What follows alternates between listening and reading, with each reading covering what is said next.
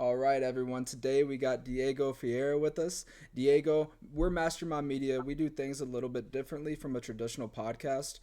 We do an Mhm. interactive podcast where our community we let them ask some questions, as well as we do Oh, have a few preset ones for you as well. cool. Awesome. Yeah. All right, the first question that we have for you, man. We noticed that you started mixed martial arts at the age of 10. What kind of influence or what kind of inspiration got you into mixed martial arts that far back? I think it was more on on jiu-jitsu, like I was really fascinated about how about Hickson Grace, Victor before he started doing uh the Vale Tudo on that time, So I took a lot of time in watching some videos, watching those guys fighting on the beginning of their career. So I was really getting fascinating, about everything. So I was really happy and see those guys following a dream, being a fighter. So I think that took me a lot the steps to live the life of a fighter. Awesome. We noticed that you have no amateur record on, Mhm. Tapology, all these other sites. What kind of record did you have back in your amateur days? Exactly. I never did anything about MMA. I was more jiu-jitsu, like competing jiu-jitsu, and that's what was more what made me compete in MMA because I already knew jiu-jitsu. So when I start doing MMA, I just decided, no, let me just go straight to pro. So I took only one fight as a pro fighter. I took a wooden fighter exactly like as a pro fighter. I never took it like as an amateur. I think because the jiu-jitsu gave me a extra step of a confidence, like I was real confident in my game. I was really into the any mixed martial art, like in boxing, I was really follower on Hickson, I'm sorry, on Mike Tyson's prime time, so I was really watching the those fights for 20, 30 seconds, back in the day in the 90s. So, and when the the option came to myself, the opportunity came to myself, like, to, hey, you wanna fight MMA, and I said, how much you pay? $300 at that time was $300. I remember. So 300 to win, 300 to accept the fight, and so I just took it from there. Like at the yeah, look like it is gonna be in a pro. Like how you say, I didn't have a no amateur fight at the time. It just was more the confident of the jiu-jitsu, be confident, be mature, and then get in there and trying to do what I'm really training for. You're one of the first that we had on that actually didn't have an amateur career. Do you think that obviously it didn't hinder you any? You've still went on to have an amazing career. Do you think that getting into the cage early on would have kind of helped you any, or do you think that just rocketing the way that you did has been the best way? No, I can say, especially tell my students now, I do regret, not be able to do amateur, and especially my early career, learning how to be careful with the dieting, dietitian, and having the way to train right, training one sport first.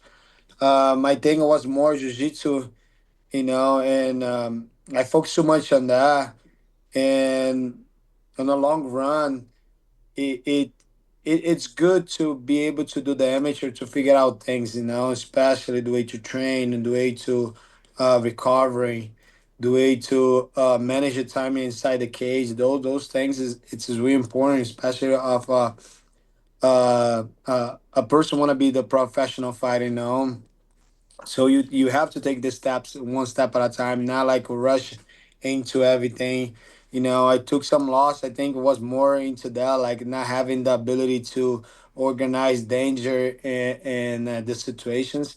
So I think the amateur part, it come that part, come to understand that the timing, understand the way your body works, the way because and then on our sport, that mixed martial art, it's you have to listen to your body. You know, those things is really important, especially because you don't know when you have to cut more weight or when you need to rest. Those things, or do you need to listen more to the coach sometimes too? Like I did have a really hard time having that capacity to having a coach with me, you know, like since before it was just only me and another friend, so we didn't have a coach as much. So on the beginning, so now I really tell my students, look, listen, just listen, take one time at one step at a time.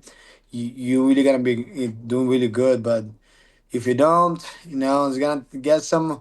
You can go farther, yeah, you can go as good as you can, like I did, but you know it's 10 into 100 to do those things, you know. So I tell my students now, you know, take a fight, an amateur fight, learning, listen to your body, and all those things are really important. So experiences is important, especially on this career. You want to take it as far as you can. Absolutely. Things have changed quite a bit since back then too. So the age of opportunity, you could say, is kind of opened up. Yeah, yeah, and that's the thing. Like you need to take opportunity, but too, like when you take opportunity, you have to be worthy. You know, the opportunity gotta represent yourself when you worthy. So if you're always worthy, you know, that's wasn't one of my main uh concerns because before I used to take a lot of fight short notice. You know, some game came my way, some that I lost. You know, but now I learn like be witty all the time is much better than just get a fight and be get a witty, you know, like. Yeah. And so those things I learn a lot, especially along my career, be able to learn when you're the learn when you're on the most the prestigious event on the world is the UFC. So I took my time to learn on that, and now I tell my students no, but trying to learn now because the amateur fight that's what you gotta really see what you capable of, what you can do. So that opportunity is gonna represent itself because now in days the mixed martial art it's like everywhere, you know, like people learning jiu-jitsu everywhere. So MMA and not just jiu-jitsu, boxing, Muay Thai, and wrestling. So I think it take that time to learn all that. It's good to mentally and then physically for a long run on your career. You know. Absolutely. You made your debut in 2014 with a win over Colton Smith. What was it like to not only get the win that night, but to make your debut in such a big organization? Oh, it was great, you know, especially because Coach Smith was one of the most prestigious fighter from Texas too, you know, and he just won the Ultimate Fighter. So fighting with him was really im- uh, uh, really real good for my career. So and then getting a bonus in the night, my first fight, and getting a fight like that in Texas, you know, was the point eight of my career. It was something like I was looking for, and something like it made my name and in Texas grows much more, and it was amazing, you know, especially see my family, my kids, and one of the time I just have a two. But for my family it was more impacting my career and my in my gym too. In my gym, like people started really looking up to my gym and have a really good hit in all aspect. People coming in, you know, come try out the classes and life get more opportunities in life. So it was a really good moment off on my career. Awesome. You would then make your first presence on a pay per view card a little bit later that year on UFC 177. What was the feeling like going into a pay per view card versus just a regular fight? Were the nerves any different? Did you hold yourself to a higher standard? What was it like?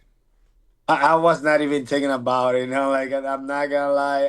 On that time, so I was so unclue about pay-per-view and car main card and card. For me, I was just getting a fight. So like for me, I was just thinking, it's another fight, you know, just thinking about that. But when that day they told me, look, the main card they gonna who win the main car is gonna get a motorcycle Harley Davidson. So when I that's when it kind of get into my mind. I go, what? I gonna be fighting a pay-per-view. Gonna be fighting a big car like that with who if you win you get in a a Harley Davidson bike and then all those extra bonus that they put it, and it was really good. Like it was the big event too. It was Dylan Shaw with Barral. I think that's what was the event. So was amazing. Being a pay-per-view, being in on an event like that, or especially after my fighting in Texas and going straight to Sacramento and competing like that was really good. And especially getting the win off the holidays was amazing. Yeah, that's awesome. That's not really something that you see much more anymore. So that's unique, man. Yeah, after they start putting a lot more like 300,000 for bonus, I think in the holidays. No, I gotta take my, I'll take the I gotta take cash. my. I can't compete with that. Yeah, I cannot compete with that. You had two fights against Drew Dober that ultimately got canceled. Would you like to ever get that one back one day? Yeah, I think me and Dober, no, we have a history. I think it's gonna be a real competitive match, and the last two times we matched it up. One. Uh, I was injured. Was after I think it was right after COVID, something like that. I couldn't make it.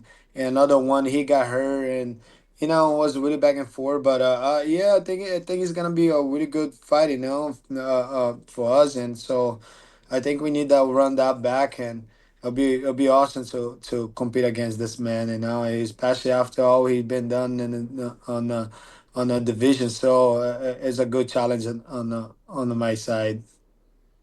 Awesome. You once worked as a mattress salesman before you made it into the UFC. How did you manage training and being a salesman at the same time? How did you handle that? Being a father, you had a lot going on. So what kept you motivated, and who gave you that inspiration? Exactly. I was not even a seller. That time I didn't know how to speak really good English, so I was more the person taking the mattress to the car. I was just the guy picking them up, the mattress. But on the time it was hard. But like how always in life, nothing is easy when you really want to look for a better dream. So for me, it was hard, but I could manage in everything, all the aspect of being a father, being a coach, being an athlete. So I could manage pretty good on those hard times. Awesome. Do you think your children will train one day?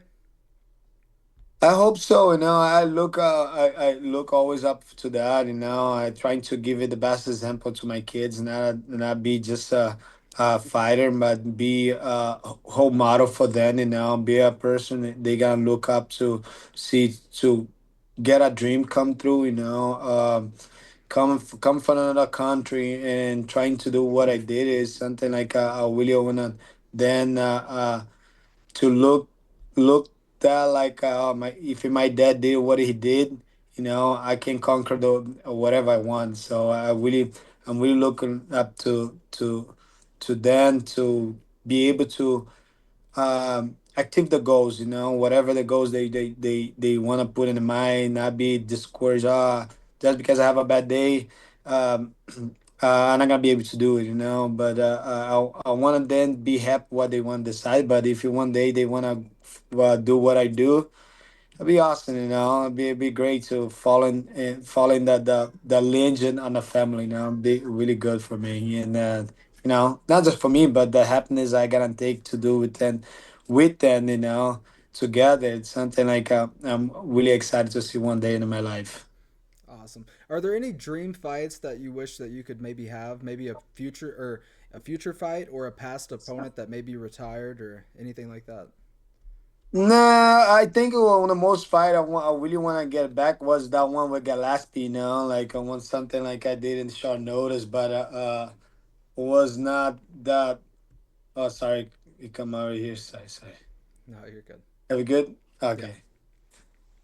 So yeah, I think with the fight we got last week was the most fight I want to look back, because the way he was disrespected, after I took the short notice fight and making then that kind of like, oh, he's a shady guy and I make weight this and that. I really want to get that fight, but besides that, you know. Nobody else. Like I fight. I want to fight like, who's on the front of me. But that guy, it's something like I really don't like him. And maybe so one day we'll be able to fight him. I'll be. I take that that opportunity to be able to fight him again. Awesome.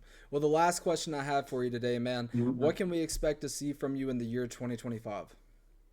Be a 25, be a busy guy now, trying to compete more, trying to be um more in a cage. So I really want to see how far I can take this. It's like 2025 is the year. So, I didn't get it with the right way, but I'm going to finish the right way. So I'm really excited for 2025 and just see what the future saved for me because I really want to get back after this past fight. So I really want to get into that, get it in the right way. So let's see, 2005 saved a lot of things for me, and I'm making more excited to really working hard to see how far I can take it. Awesome. Well, is there anyone that you'd like to shout out or any socials that you'd like to plug? Just my team Ferreira, team Forters MMA, my coach Safe, my coach Avendano, Trevino, Frank Trevino. So all those guys, my team, thanks so much always for support me. The people always my sponsor, I have a couple here, Pro Sport, Fit Girl, the Shack, all those guys, Charlie Chevrolet. So all those guys been support me in a long career. So I appreciate all for that. And let's go. 2025 is still not. It's not ended yet. It's not ended yet. Still looking forward to get another W on our shoulders. Let's go, man. Well, hey, God bless you and thank you so much for coming on today, brother. I appreciate my buddy. God bless you. Have a great one. You too. Thank you.